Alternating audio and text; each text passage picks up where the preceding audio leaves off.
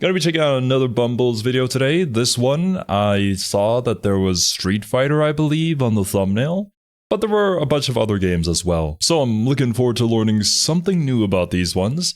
And I mean, all of Bumbles videos are great, so I don't think you could really go wrong here. Regardless, before we jump straight into the reaction, please go and support Bumbles. A link to that is at the very top of the description, like always. Also, wait a minute, was there an Ed, Edd and Eddy game? Oh, of course there was. I think I watched some of these back in the day, but I don't remember too much from the cartoon. The strongest force in the world is not love, it's spite. Love Spite does drive a lot of villains in a lot of different stories. is a clean and efficient green energy. Spite is a diesel engine older than some amendments, bellowing Vanta black smoke that's ripping the ozone layer apart like a phone book. It's not good to be spiteful, but it gets stuff done. When someone has pissed you off bad enough, you can move mountains. I mean, yeah, it is just like a different source of motivation, but it is a thing that can be used to motivate people to achieve things, so I think emotions overall just can really be channeled in any which way. Some more positive than others. Spite is what made the Lamborghini. Spite revolutionized the field of paleontology. Spite got us on the moon! Creative mediums like books and films, I think, are the best for spite, because there are levels to how venomous you can be. You can either throw in a few small jabs to get back at people you don't like, or dedicate an entire work to just how much you hate somebody or something. Video games can range wildly in their spitefulness, with tamer examples being things like the No Hopers Easter egg in Donkey Kong Country 2, or the one-liners in Duke Nukem games. Hey, we're playing through Donkey Kong Country right now. At least as of recording this, Pierre went on a vacation, so we'll get the game done likely next week. That is to say, if I'm good enough to even beat King K. Rool. With Donkey Kong Country being one of my first few platformers I've ever played, it's certainly been an experience. Okay, so this time go in the barrel. I should have listened to your advice, honestly. You up that a few levels, though, and you get to the really juicy stuff. Times when significant portions of games are meant to be a thumbing of the nose to somebody the devs didn't like. Today, I want to look at what happens when developers get spiteful. I don't know any of these cards, Our first actually. example of spitefulness. For you guys who watch these videos, would you be at all interested in seeing me check out the Yu-Gi-Oh! Iceberg Explained videos that Bumbles has? I don't really do a whole lot of card game stuff here on the channel outside of the occasional Shadowverse stream, but I really did love playing Yu-Gi-Oh! Master Duel back in the day. When it initially got released and, well, we didn't have the current meta that we have nowadays. I'd certainly be down to explore more Yu-Gi-Oh! At some point, though. Might also be our most justified, as it's all about a big company bullying a tiny indie developer. Chroma Squad is a part of a class of games I hold extremely dearly. It was this, Shovel Knight, Volgar the Viking, Angry Video Game Nerd Adventures, and Game Dev Tycoon that started my interest in indie gaming. This period of 2013 to 2014, when it felt like indie game development was shifting into a higher gear. Chroma Squad was the one I was most interested in out of them all, though, because it was the perfect crossover of my interests. Between being a lifelong Power Rangers fan and recently getting into tactical RPGs thanks to Fire Emblem Awakening. Hey, I still haven't played Awakening yet, I should. Actually, is it available on the Switch? I don't know yet, I haven't checked. As for my knowledge of Power Rangers, incredibly limited. I know there's different colors and different Rangers that people like, but I never actually watched the series. For those of you who have seen that video, my knowledge of Power Rangers is basically at the same level as Kamen Riders. I know of them, but that's about it. It was also one of the first Kickstarter campaigns that I ever followed along with as it was developing, and I kept on wishing that I had the money to actually support it. It was a big deal to me. When it did finally come out, it was one of my favorite games of the year, making for a really interesting combat system by giving you director's notes to follow for extra audience ratings that in turn let you upgrade for that's better really gear. cool. The teamwork system in the game made it feel less like you had 5 individual units that you were controlling independently, but had 5 teammates that were working together to take down the bad guys. Oh, interesting. So I didn't catch all of what just happened in the gameplay, but it seems like they all got into formation before they beat up the enemy. So maybe that was like one of the director's notes, or that's like how to activate a certain special team move. And Bumbles does make a good point here where a lot of the time in these TTRPGs, you will usually have characters that just carry the entire battle, or likely you want to build each individual character to be strong enough to hold their own, so that you can cover the maps as efficiently as possible. The positioning where they are relative to the other characters doesn't matter too much. You may get some bonuses, like in 3 houses you get like a linked attack. I think in Fates you also had like a linked attack, but I think it was a lot more direct than it was in 3 houses. But I always thought that was a system that could certainly be expanded upon much more. It's actually been a while since I played it, but I love XCOM 2. And I think there were certain abilities that you could like have somebody positioned in an area where they could see the enemy alien, and if you had somebody else shoot, they would just do like a follow-up shot or something like that. But here, thematically, makes sense. We have these big, super flashy moves that we do with all of our teammates. If you're ever unimpressed with the current crop of Power Rangers games that have been released up till now, I'll tell you right now that Chroma Squad is better than all of them put together. Except for you, Damn. Battle for the Grid, you're my special little man. Above everything else, though, my Gotta play Battle for the Grid at some point. That game looks really fun. favorite part of Chroma Squad is how it's dripping with love for the tokusatsu genre and draws inspiration from loads of different sources, even if the most obvious is from Super Sentai and Power Rangers. And that's kind of the problem. For some, that was a little too obvious. See, Chroma Squad lawsuit? wasn't just one of the first Kickstarters I followed, but also one of the first times I had ever seen an indie game get attacked by a larger company. Yeah. See, the company who owns Power Rangers, Saban Entertainment, is notoriously litigious when it comes to their property. Anything that treads too closely to the realm of Power Rangers gets met with immediate legal action. If Saban is willing to go after some color-coded armor in Final Fantasy XV, that's Final Fantasy XIV's little brother, imagine what they're going to do to somebody who can't fight back. Are you kidding me? You're going after them because they have armor of different colors. This is almost as dumb as Pokemon going after other games because they have a summoning mechanic. And thankfully, that whole lawsuit got dropped because the idea in and of itself is dumb, and the fact that it even got to that stage should never have happened in the first place. But all I'm saying is that if for whatever reason Pokemon was able to do that, or Nintendo in this case was able to do that, then I can't wait for Atlas to come at them with the hammer of Shin Megami Tensei to tell them that we came here first. To set the scene, Chroma Squad was developed by Behold Studios, a Brazilian studio, and Brazil's history with tokusatsu isn't just limited to Power Rangers, or even tokusatsu produced by Saban, like Big Bad Beetleborgs or VR Troopers. Tokusatsu shows had been airing in Brazil for years before Mighty Morphin's launch, with series like Choshinsei Flashman, Kamen Rider Black, and Sekai Ninja Senjuraya being massive hits in the country. More so, We were talking about this with King of Fighters, but it's always so cool to see like how people's childhood, how their entire culture was sort of formed around these different pieces of media that for one reason or another ended up becoming very popular within the region. It's just funny how these things come together to form who a lot of people are and their current interests because of just like, like shipment fees, taxes, technology, you name it. So many different reasons where this could possibly be the case. than almost any season of Mighty Morphin Power Rangers. Tokusatsu is such an ingrained part of Brazilian culture that Brazilian fans have even created their own tokusatsu series in Insector Sun and Timer Man. Is Power Rangers still popular over there? Duh! Next ask if their flag is green. Of course it is! But, as is reflected in the game, it's not the only thing that Chroma Squad draws from and parodies. To Saban, though, the similarities were too great.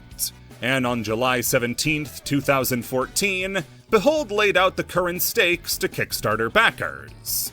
For the weeks beforehand, they'd been in contact with Saban's legal team, who laid out their two options. Either Saban would get a royalty share of Chroma Squad sales, or they would take Behold to court to stop the game from ever being released.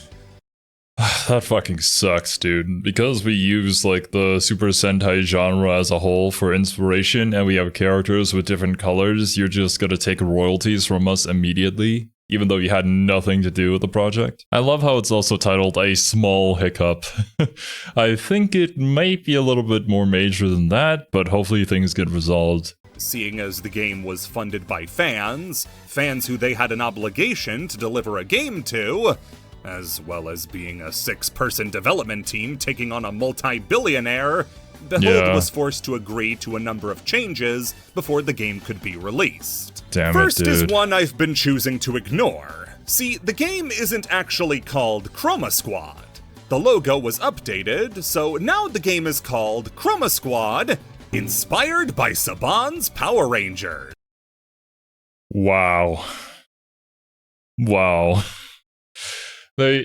God damn it, dude. Secondly, the game would be unavailable in regions where Saban didn't have exclusive rights to Super...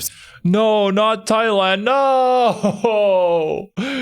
Oh, man. Well, I guess I won't be playing this. Sentai, including regions with huge tokusatsu fan bases like the Philippines, Taiwan, and Thailand. Yes. Now you're wondering, Zero. How do you not know anything about this if everybody else is such big fans of this genre? Well, I guess I watched Doraemon. I watched a little bit of Ultraman. Not that I really remember any of the lore behind Ultraman. But then I went to go and live over in the States at a pretty young age and mostly spent my life playing sports and then only more recently moved back. Well, I can't really say recently, that was like 2010 or something. But I mean, even at that point, when I came back here, it was kind of a culture shock in a way, where everybody was watching a ton of shows that I wasn't watching or listening to a ton of music that I wasn't really familiar with, so I was just kind of that outsider of the group. But most importantly of all, the game would not be available in Japan. A game that's bursting with love for Japanese superheroes isn't allowed to be played in Japan because of Saban. It doesn't look like the royalty split ended up going through thanks to these provisions, but Thank this goodness. is about as scummy as it gets. Yeah. Behold said their talks with Saban were good, and they saw it as a potential win-win for both companies, but it doesn't come off that way. Sure, Behold got to use Power Ranger figures and trailers for the game, but that's about it. They never got a sanctioned crossover with Power Rangers in Chroma Squad. The most they got was the ability to directly say, yeah, this is based on Power Rangers. What we got was a bully threatening to take your lunch money, but settling for you getting his name tattooed on your forehead. Luckily for the team, they kinda had pre-prepared spite that, after the lawsuit, came off as way worse than it originally did. Chroma Squad starts with your team of stunt people getting fired from the original show before they come back together to form their own indie studio to make a tokusatsu show outside of the studio system. The show you were originally working on was called Super Rangers, and the director of the show is named Dr. Mia, a rude and aggressive director who, through his abuse of the stunt people, ends up losing them, which sets you off on your journey.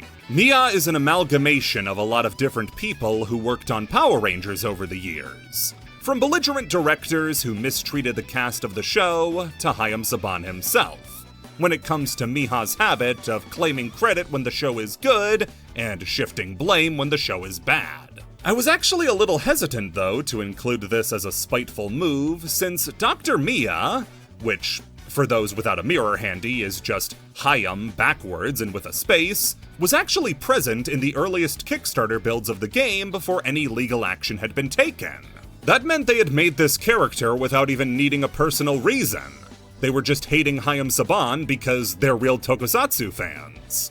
What I can be sure is spiteful, though, is the second time Mia shows up in the game, because it's a direct parody of the legal situation that Behold got into with Saban. Miha will contact you at a certain point in the game and say that your new show is a blatant ripoff of Super Rangers. Oh, man. You know, seeing this situation, the situation that happened in real life, now kind of being emulated in game, makes it kind of satisfying and still pretty sad that this happened in the first place. But yeah, if I was one of the devs working on this project, I'd 100% do something like this. Like, screw that, man. Screw all this noise. I love this series. And then all the legal bullshit has to come in and ruin it for everybody. And to forgive your theft, he'll give you 3 options. Either pay him tribute for taking his ideas, try to fight him legally, or let him become the new director. Now, I don't know if part of the legal threat was Saban wanting to go to Brazil to do some coding himself, but those other 2 options are direct parallels to what Saban had offered Behold when they had made the initial legal threats. Saban Entertainment eventually noticed the joke at their expense and got it changed from Dr. Miha to Dr. Soap, which, unless Saban is some sort of neat freak, is just a generic name. Man, it's a good thing this is the only black spot on Saban's sterling reputation. Oh, definitely. If you want to talk spiteful indie games, though, well, there's no need to look any further than one of the most famous names in the field, Edmund McMillen. Allegedly the creator of Mugenics, Edmund was one of the very first rockstar indie game devs thanks to his appearance in Indie Game the Movie. And with a catalog featuring such hits as Super Meat Boy, Binding of Isaac, and not Super Meat Boy Forever, he's one of the most beloved indie devs of all time. I see. Edmund, though, I have heard of the games, that never really been my cup of tea though, so I never actually played them. Came up in a time where parodies were as pointed as they were obvious. All the bluntness of a hammer, with all the gentleness that implies. Edmund is not the sort of person to be subtle when he's making his digs at other people. If he wants to make fun of you, he's just gonna make fun of you. That's why this section... Did I just witness a section where Baby Seal was clubbing people? That's kind of hilarious, actually. And won't be including the whole Judas Fez debacle. For those who don't know, in The Binding of Isaac, every character has a unique headpiece to set them apart from Isaac. And Judas's is a fez. For years, people interpreted this to be a dig at Phil Fish, who made the game Fez, because now Judas is wearing a fez. Trust me, I've listened to his commentary track on Indie Game the Movie. Edmund has way better ammunition to use against Phil. No, a proper example of Edmund's spitefulness comes in the early 2010s, when PETA, of all people, tried to throw a wild haymaker at him, only to end up cold-clocked. Back in the late 2000s, early 2010s, PETA was getting more and more radical with their marketing about how we needed to help animals, and made a few different games to help spread their message. The first few are more innocent Newgrounds-style games, where you throw tomatoes at people wearing fur, but they slowly started to use more established game characters as the backdrops for their games. Can PETA do this? Wouldn't Nintendo sue the fuck out of this? What are you doing? Why in the world? Who runs PETA and why are they such like a laughing stock? Every single time I hear about them, it's just one new meme after another. And why are these people so just incredibly disconnected from all the real issues that their organization is supposedly supposed to be tackling? Although I suppose you could say that about basically any organization. It's just frustrating and hilarious to see how much of a joke they are. Pokemon Black and Blue, new Super Chick Sisters, Cooking Mama Kills Animals, they all got their hate at the time, and now are just looked back on as shock content. However, among those games, parodying high-profile Nintendo games that got console releases, was a parody of Edmund's Super Meat Boy, Super Tofu Boy. This casts Meat Boy as the bad guy who kidnaps Bandage Girl, and leaves you, as Tofu Boy, to save her. The game is a poor recreation of Meat Boy's unique physics, but over any gameplay sense, the first question is, why? Why was Meat Boy high up on the list of targets after Fur is Murder Mario and dogfighting Pokemon? Well, it turns out that, it's because of Edmund himself. As a promotional tactic for Super Meat Boy, he skulked around the PETA forums and talked about Meat Boy as the next big game and how it was disgusting propaganda, trying to bait PETA into doing something with it like they had for their previous games. They took the bait and made Tofu Boy. Yo, Edmund actually got him based. Which made PETA look like a bunch of idiots. Meat Boy isn't a game. Look, I don't think you need to make PETA look like a bunch of idiots. They'll do that on their own. But regardless, this is one of the most hilarious ideas I've ever heard of. And I'm sure this also isn't, like, the only case of this happening. I'm sure other people have trolled PETA in similar ways. About eating meat. Meat Boy isn't even made of meat, he just doesn't have any skin. While I can't confirm if this was done in response to Tofu Boy and PETA or not, the original Flash version of Super Meat Boy was updated to add various meat eater and vegetarian themed jokes to the tip section. Tip, LOL, at the people who think this game is vegetarian propaganda. To toss even more salt onto the wound, when Meat Boy was upgraded into Super Meat Boy, Edmund and Team Meat decided to take the pale imitation and make him even paler. In the full game, Tofu Boy is unlockable as a playable character, unlocked by going to the character select screen and typing in the cheat code pedophile. As for how he...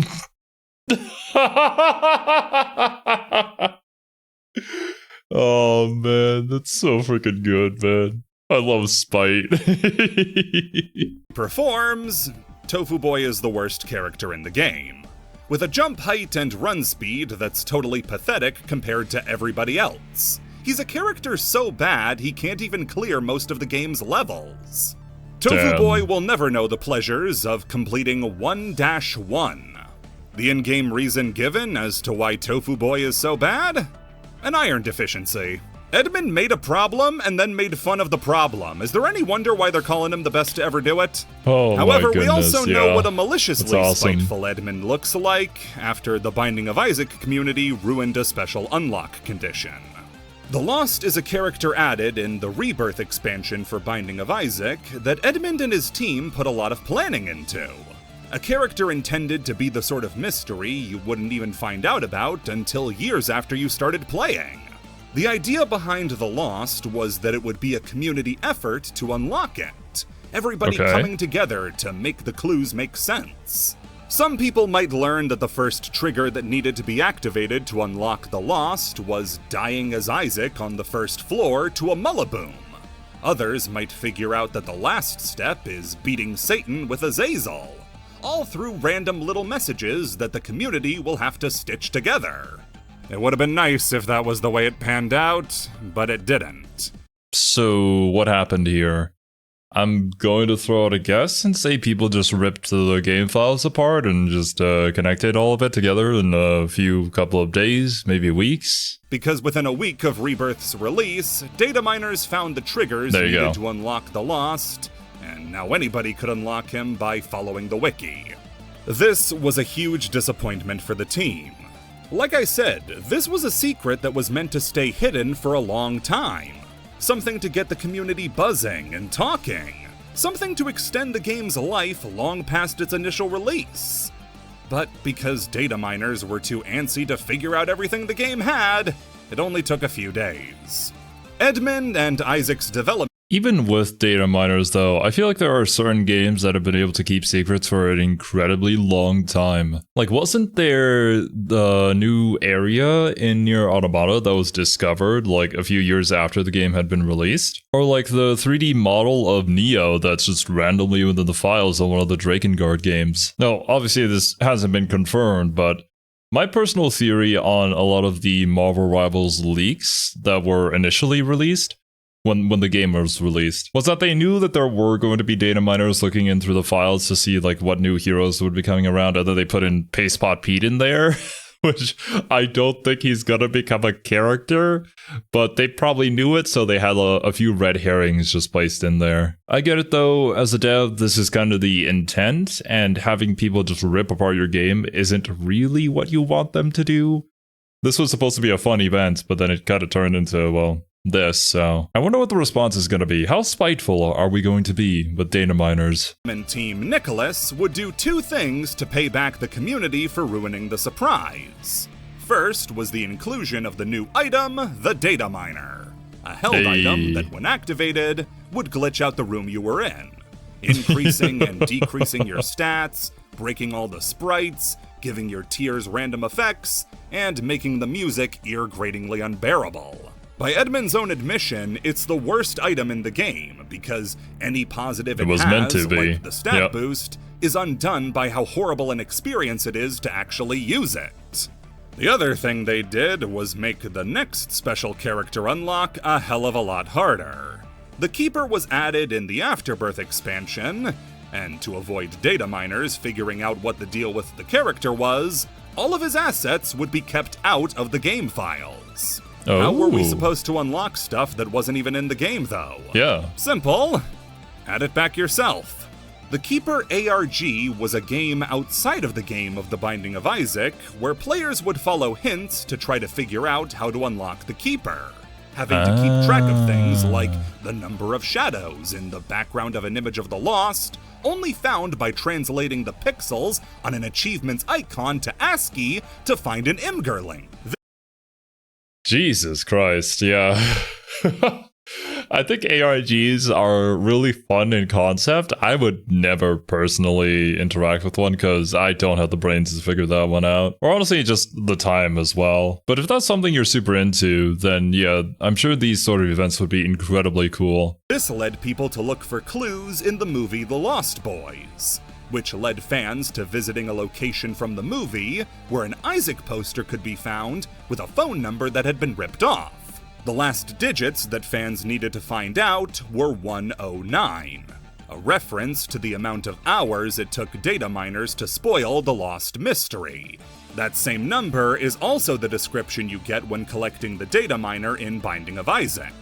This eventually led players to find a doll of the Keeper by digging at the coordinates provided by translating a voicemail message into GPS coordinates, which had the login to a Twitter page that, when tweeted from, triggered the update that added the lost, his achievements, and his unlockable items. Okay, now I'm just saying, if we need to catch like some sort of serial killer, just let the internet do it. There's bound to be plenty of people who end up figuring all the clues out, which is also probably why we don't hear many stories about stuff like that happening nowadays, because it's just going to be way tougher to get away with anything like that. Now, that isn't to say that crime doesn't happen anymore nowadays, because it's still pretty rampant, depending on where you live in the world, but if the internet collectively decided we're going to find this one person, they probably could. The team was able to channel their frustration over the data mining of the Lost into a brand new, even more elaborate and engaging puzzle for the community. Yeah, it wasn't that's really for cool. Everybody, especially after a mistake during it removed some items from the game temporarily, but it's still one of the most amazing character unlock methods I've ever seen. Besides, what items were you really missing? Mega Bean? Oh, well, it's not Isaac if I don't say, oh, not Mega Bean. But these are all small potatoes. Edmund's beefing with the animal guys. Cool. You want that uncut, spiteful hatred? You're going back to the arcades in the 90s, when fighting game devs were waiting outside each other's houses with broken bottles. In the organized crime family known as the FGC, Capcom is the godfather. None of your favorite fighting games exist if not for them and Street Fighter 2. And undeniably. Street Fighter 2 doesn't exist without Street Fighter 1. I know, I've been trying to wrap my head around this one too. Street Fighter 1 is an odd, borderline playable game released in 1986. Love the description of borderline playable. It really was not a great 2D fighter, at least to our standards, but it was the basis of an idea. 7, helmed by Takashi Nishiyama, a designer with big ideas for the still burgeoning genre of fighting games. Also, do you guys see what's happening there in the gameplay? Like, if you kick when you're too close to the opponent, it looks like you just teleport through them.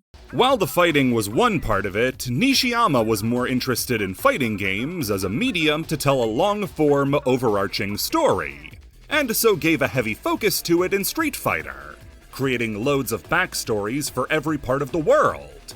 Oh, is this going to be that he ended up leaving Capcom because they couldn't implement it, and then went to work on King of Fighters, but then we had the whole, I think, was the Dan Hibiki situation? Considering how many crossovers are happening nowadays between SNK and Capcom, I'm sure that was just more of like a friendly rivalry. But maybe it was very spiteful back then. Giving detailed bios for all the characters, going into their histories, creating family trees, he spared no expense. Due to the technical limits of arcade machines at the time, though, most of this had to be left on the cutting room floor and was not included in Street Fighter. There was a different company, however, who offered him the world and the ability to fulfill his wishes of making a story-rich fighting game, SNK. SNK had wanted to get into— Oh wait, no, I think I said King of Fighters. I meant Fatal Fury.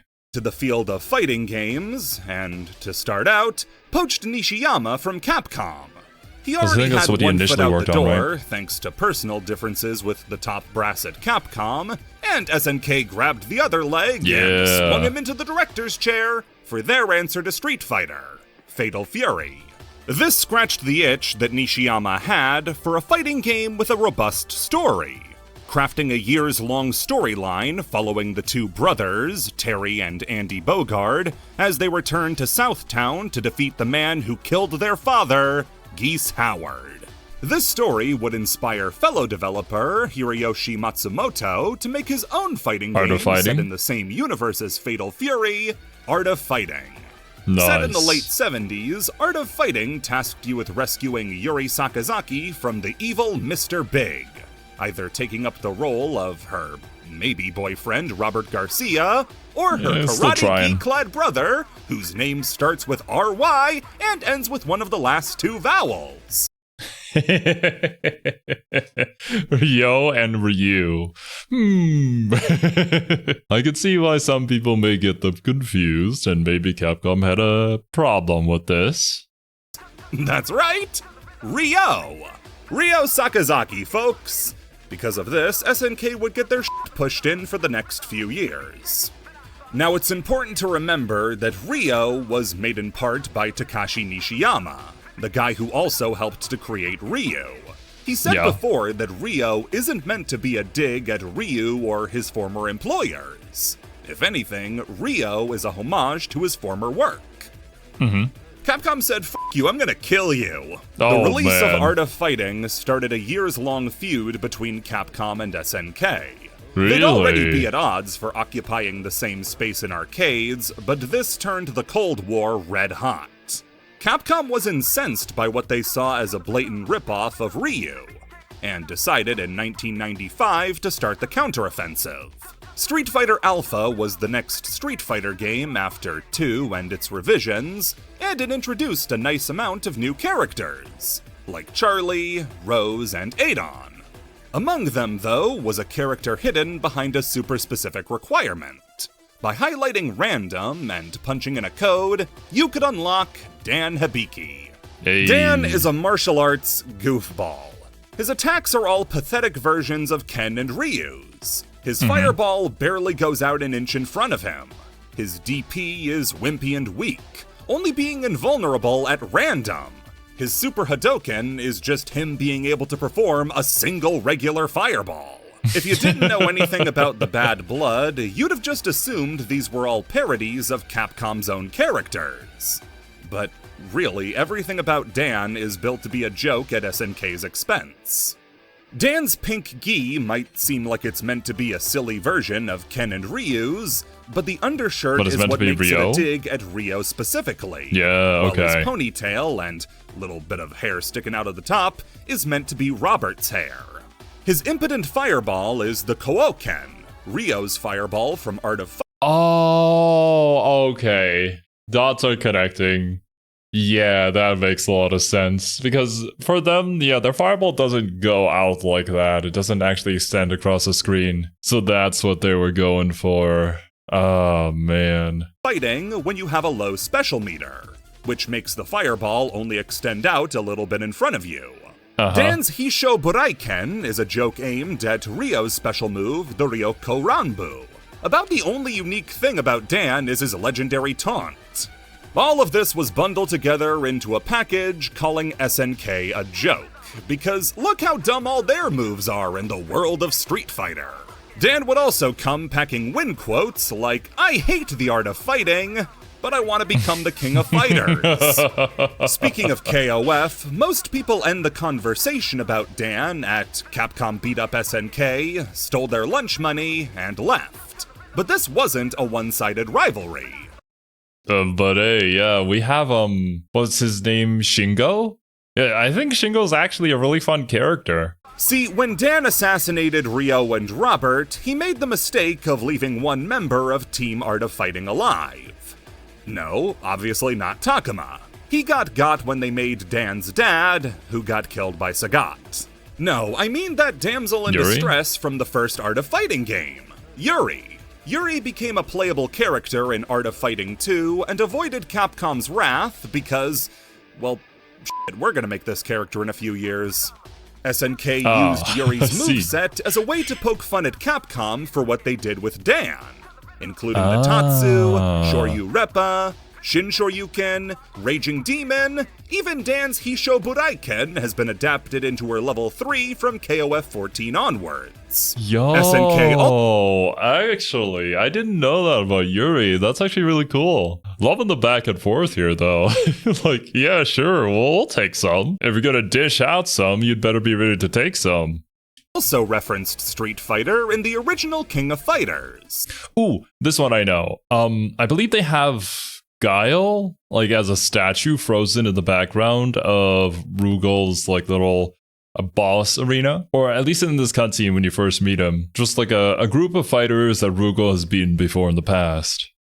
At the Gates of Hell, called the cutscene before the fight with Rugal, you can see the statue forms of various characters that Rugal dipped in molten metal after their defeats. Akuma?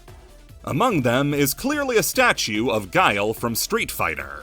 However, as you may know, this rivalry wasn't all back-and-forth blows. As in 1999, SNK vs. Capcom, Match of the Millennium for the Neo Geo Pocket was released, a collaboration between the two companies. Seeking out companies to help the flagging handheld, Nishiyama, who had since left SNK to form DIMPS, helped to set up a meeting alongside Yoshiki Okamoto between the presidents of Capcom and SNK to discuss working together. Match of the Millennium would open the door to SNK and Capcom employees hanging out more during drinking parties, building a friendship between the two companies that would eventually result in the Capcom vs. SNK series, some of the most beloved fighting games of all time. In the Capcom vs. SNK games, they would even reference some of the jokes that they had made back and forth at each other, like a special intro between Dan and Yuri, as well as an intro between Guile and... That's amazing. Man, I gotta try out these games someday. Capcom vs. SNK? Not to be confused with SNK vs. Capcom? And Rugal. Though the two's relationship would again fray after CVS 2, since SNK felt like they didn't get as much money from the game as they deserved and went bankrupt, the two are back on the same It's just it's such a classic tale for SNK at this point. Like, you expect SNK to go bankrupt. When does SNK not go bankrupt? page, as now we're seeing more collaborations than ever before. Re-releases of the CVS games, a full port of SVC Chaos, Fatal Fury characters crossing over to Street Fighter, and vice versa. Whatever rivalry was there has been squashed for a long time. Yeah. Now the two can work together amicably. For those who might not understand how big a deal it is to have the Fatal Fury characters in Street Fighter 6, there was never a crossover character in a Street Fighter game before. No other characters from any other companies have ever been in a mainline Street Fighter game. Until now. I even think the two companies' more positive attitude towards each other has had a good effect on Dan as a character. After the two companies buried the hatchet, Dan was able to become a much more realized character.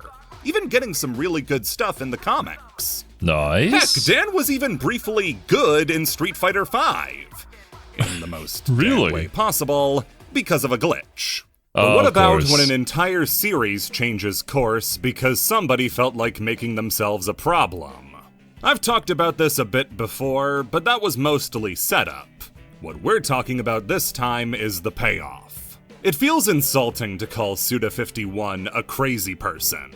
Because if he was a crazy person, then all of his work would be disconnected garbage that was weird for the sake of weirdness. Was Suda51 the dude who worked on No More Heroes? And I believe I saw a comment a while back that said that Bumbles thumbnails were actually like a reference or inspired by No More Heroes. I don't know anything about the games this guy works on. I've just heard his name before, and I just know that they are very abstract, let's say. Not sure if I'd be into his style in particular, but maybe someday we'll try them out. Instead, Suda51's work has a really strong through line in its themes and presentation that shows he's a genius. Besides, boiling down Suda's style to just weird random anime junk is just reporting that you've only played his action games and didn't even understand those. Play Silver Case, I dare ya. That said, some of Suda's most memorable games come from after his transition into mostly action games, namely the No More Heroes series. Unfortunately, that sort of success got him noticed by EA, who Suda approached alongside Resident Evil creator Shinji Mikami, after the two became fast friends when working on Killer 7. This would eventually give birth to Shadows of the Damned. But not before it was supposed to be a totally different game called Kurayami.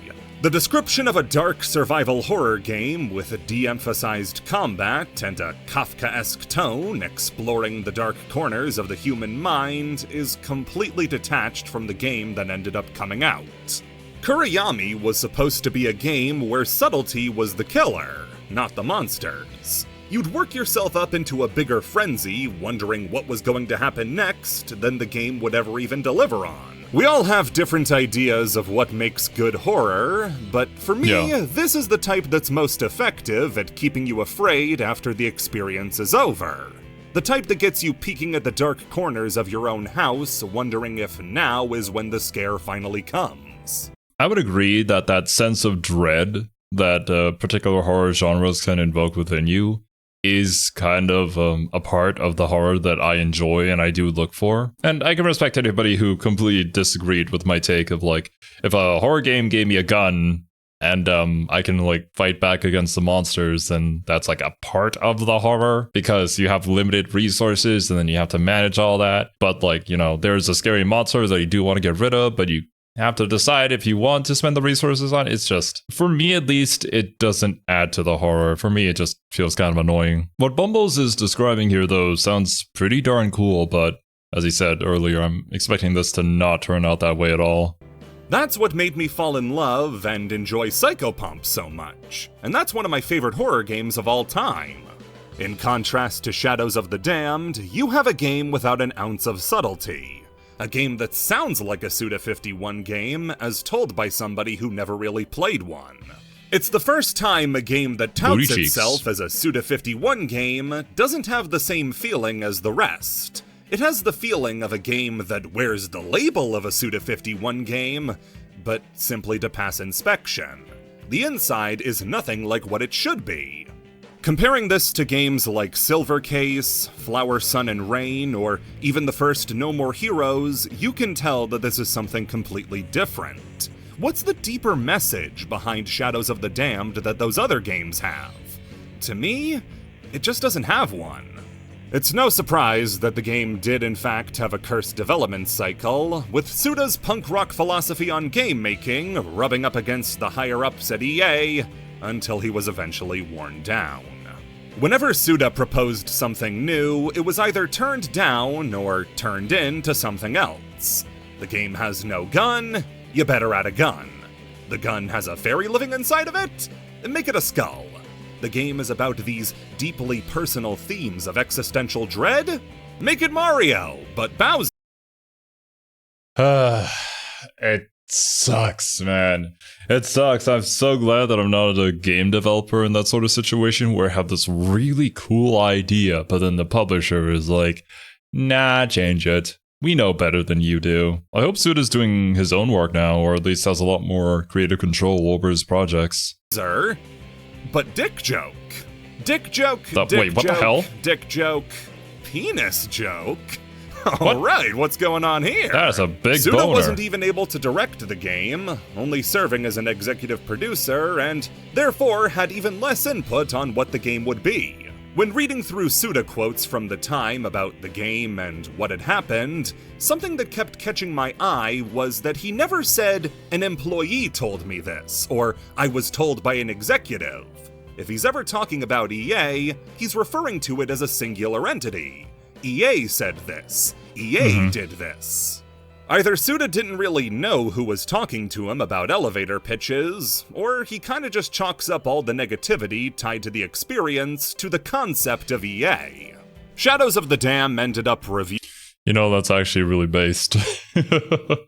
The entire concept of EA as a whole offends me. And I think oftentimes when people are mad about a particular game or disappointed by it, a lot of the hate is directed towards the developers. I think it should be more so directed towards the idea, the company, the organization as a whole. Even more so the executives, if you know for a fact that they got involved and they said to change things that the devs didn't even have any control over. There's always going to be good people and bad people within these organizations. So directly attacking people randomly just because you think they may have had something to do with your experience of spending $60 and being unhappy, it's probably not the way to go. Doing fine, but selling terribly. And the process of going through the studio system and having his vision turned into something unrecognizable, I think hurt Suda on a deep level. His next few games, Lollipop Chainsaw and Killer is Dead. Oh, that's right. He did work on Lollipop Chainsaw. Now, that's a game I have been wanting to play for personal reasons. So yeah, I might try that one out. Divorced from the quality of the actual games themselves, to me are Suda51 games made on autopilot. Where his previous games had that extremely solid connective string, lumped together into the Kill the Past series by fans, I don't think anybody would ever consider adding these games to that series. They're crass and irreverent in a way that doesn't really serve the same purpose that the other games do, and it leaves them feeling soulless. It wasn't until Travis... Really? I'd always heard good things about Lollipop Chainsaw, but at least from the way that Bumbles talks about Suda51 games, he does seem to have a lot of respect towards Suda, and highly regards his past work. And I mean, honestly, the first No More Heroes game, I've also heard a lot of good things about, so maybe that's like a better starting point if you want to get the true Suda51 experience, or something along those lines. Heck, maybe even starting with his new project that got announced could be also a good starting point, but I don't think it's released yet, so... we'll see. The way that I'm talking about his games almost feels like it's in a genre of its own, as opposed to, you know, just being a creator of games. But yeah, ultimately I don't know too much about the guy. I am curious to learn more though. Strikes Again, No More Heroes, the very first game Suda had directed in over 12 years that he could properly work through his feelings. Suda is inserted into his work in multiple different ways in Travis Strikes Again. The most obvious being the in-game game developer, Juvenile. The actual game of Travis Strikes Again is all about playing through 6 different games that Juvenile worked on through her life, with some having some pretty blunt parallels to Suda's own work. None more so than Serious Moonlight. We learn about Serious Moonlight in the second-to-last level of the game. It was originally meant to be its own original game, a dark RPG with heavy themes, inspired by Juvenile's own difficult life. During development, though, Juvenile became increasingly erratic to her development team, adding in more and more without accounting for what technology could actually do, and sending the game into development hell.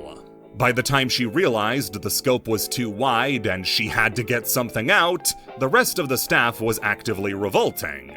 And in her panic, she ended up forcing the game to become Damned Dark Night, a sequel to Shadows of the Damned, which exists in the No More Heroes universe as a video game. Don't worry about it. The Serious Moonlight team would be broken up and sent all over the studio. But one developer, Damon Riccatello, held a grudge. They were on the verge of making the perfect video game, and he knew it! He was gonna finish Serious Moonlight. Juvenile, though, wouldn't hand over the death ball the game was stored on.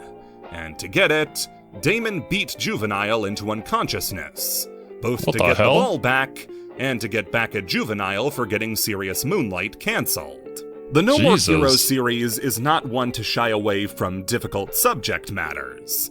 Just look at the final boss of the first game. But the scene where Damon describes beating up Juvenile is the most brutal and upsetting thing in the whole series. Hearing him describe with a sick pleasure how Juvenile deserved the beating she got, and just how bad she was actually beaten. Now that Travis is here to collect the death ball, though, he delivers the same beating onto Damon that he delivered unto Juvenile, and calls him such a low form of scum he's not even worth killing. Damon's role in Travis Strikes Again ends with him swearing vengeance on Travis. To give this story the context it needs, welcome John Riccatello, former CEO of EA, and the person you can thank for games like SimCity being released in nearly unplayable states due to DRM, or who you might know as the guy who preyed upon the addictive qualities of microtransactions. John is a real piece of work. Though, if you're not a fan of the classics, you might also enjoy his newer work of destroying all the goodwill that Unity had spent years trying to build up. John Riccatello was the... Oh wait, was he the one? I forget that whole situation, but I think what Bumbles is referring to is the whole situation with Unity increasing the subscription price, or like getting a cut from all the games made from Unity, which would absolutely destroy any indie game developers out there. I think they walked that back, I'm pretty sure, but the damage to their reputation was done. CEO of EA from the time that Suda was making Shadows of the Damned. And though I doubt he was personally telling Suda all of the stuff that he was told during the development of Shadows of the Damned, I do think that whoever did was put in that position by John. Or at least they were in Suda's eyes. Damon, to me, in Travis Strikes Again, represents a grim reaper of creativity. His role as an urban developer gentrifies and kneecaps the creativity of urban environments, does away with individuality for the sake of a city more appealing to tourists and IT guys who Travis particularly hates. The novel section covering Damon focuses a lot on IT guys and their unnatural habits, their overuse of colognes and supplements, showcasing their detachment from anything natural and human, contrasting Travis, who is extremely human. When Travis goes to collect the death ball from Damon, he has to pass through the campus that Damon's company is housed on, which has running tracks, basketball fields, swimming pools, all superficial. Nobody's actually using them, they're just there to give the appearance of being human. That death of creativity is represented in how John conducted business. Kuriyami was essentially gentrified into Shadows of the Damned, taken away from Suda and turned into something Western, giving no regard to the creative mind behind the game. This is showcased as blunt. It's just so incredibly clear to see like what all of these references are referring to in regards to likely the way that Suda was treated during the whole development process for those games. And it's just really sad that Suda isn't the only one to have been treated like this. This is just kind of expected if you're working with those companies. And yet, somehow, every now and then they do make a good game that keeps them afloat and the company going. Bluntly as possible with Damon's beating of Juvenile.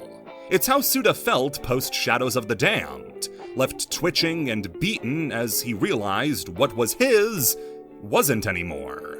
Yep. When Travis does beat Damon and take the death ball back, it plays into the theme that's most pervasive in everything Suda does, killing the past to move towards the future.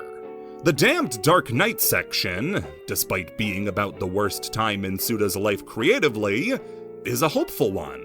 While Juvenile is obviously pessimistic about the game, other characters aren't. Travis especially is a big fan of Shadows of the Damned, talking all the time about how he'd improve it. And with how much of Suda is in Travis, this can be seen as him talking about the good experiences that did come from the game. What could have easily been a victory lap on the corpse of Shadows of the Damned is instead a touching memorial, which saves its venom for the people most responsible. In this case, by having Suda's most popular character just punch it in the face over and over again. Damon also reappears as a major character in No More Heroes 3, but by this point I think he's more Riccatello in name only, just the last name to give to an intensely hateable character. Though I don't know if Suda's worked through all of his issues, as the final fight in the No More Heroes series is against the stand-in for Suda's least favorite person in a game of Super Smash Bros. Maybe this is him being pissed off at Sakurai for just making Travis a Mii costume. Fair enough. I wasn't expecting this video of all things to be the one to do it, but now I'm kind of interested in checking out some more of Suda's work. Because yeah, I really don't know anything about any of the games that he's worked on.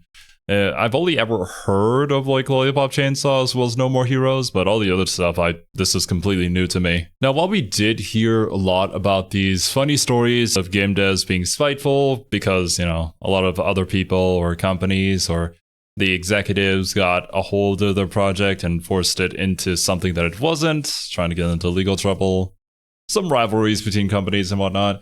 But I think what this goes to show is that games truly are an art, and the emotions and feelings that the developer has while making it is poured into it and can be conveyed in such like creative ways. Some more on the nose than others, obviously, but it's still really cool to see this become a part of the game and therefore become a part of its history. Seeing all these real life circumstances starting to bleed into the art that you're working on. And in the case of like SNK versus Capcom, bloom into something else entirely. We might not have gotten the characters that we have nowadays if it wasn't for that spite. But yeah, once again, awesome video from Bumbles. Please go and support my dude if you haven't already. Thank you guys so much for watching. Hope you enjoyed, and I will catch you in the next one.